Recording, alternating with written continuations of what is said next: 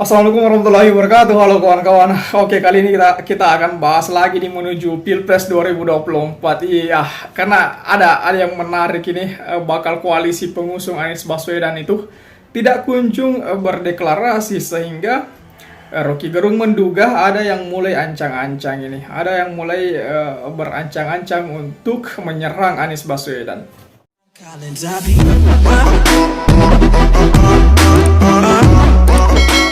Pengamat politik sekaligus akademisi Rocky Gerung itu menyoroti masih alotnya bakal koalisi pengusung Anies Baswedan itu atau koalisi perubahan yang tidak kunjung dilakukan berdeklarasi bersama.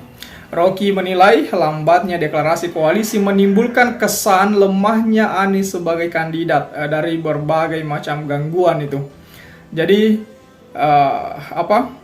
karenanya, Rocky menilai deklarasi harus segera diresmikan atau paling tidak diucapkan sebagai komitmen tetap itu. Jadi Rocky mengatakan bahwa mungkin minggu depan harus diucapkan, kalau tidak mereka menyiksa Anies. Siksaan itu justru dibaca orang semacam Firly. Firly akan mengatakan, kalau begitu kita hajar dulu Anies sebelum dia ada wakil presiden, itu jelasnya itu.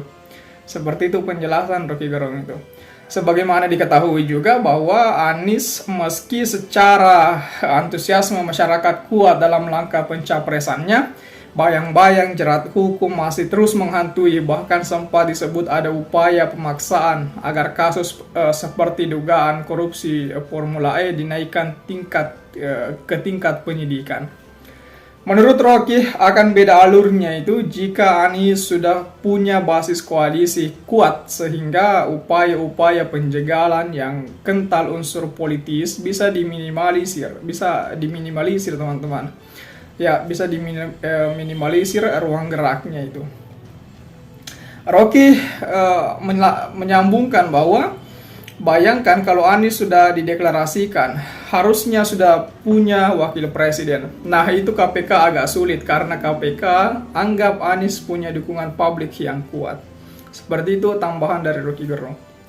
Rocky juga menyoroti manuver politik Demokrat yang akhir-akhir ini dinilai makin ngotot agar ketua umum mereka Agus Harimurti Yudhoyono itu wajib jadi capres Anies dalam upaya membangun koalisi bersama Nasdem dan PKS.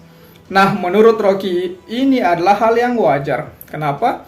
Karena ketika nanti sudah sepakat dan resmi ketiga partai tersebut berkoalisi, maka sosok Susilo Bambang Yudhoyono lah yang akan jadi tokoh senior utama yang akan turun gunung memenangkan poros tersebut.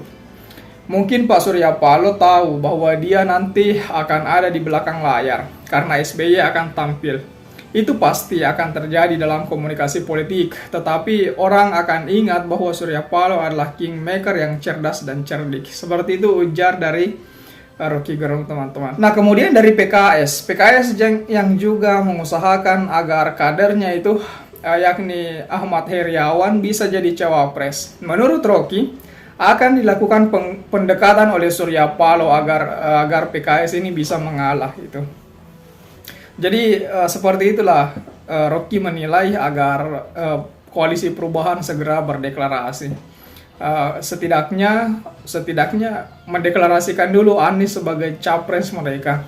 Perihal cawapresnya itu belakangan aja itu.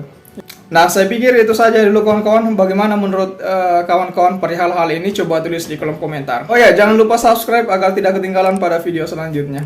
Oke, sekali lagi terima kasih. Wassalamualaikum warahmatullahi wabarakatuh.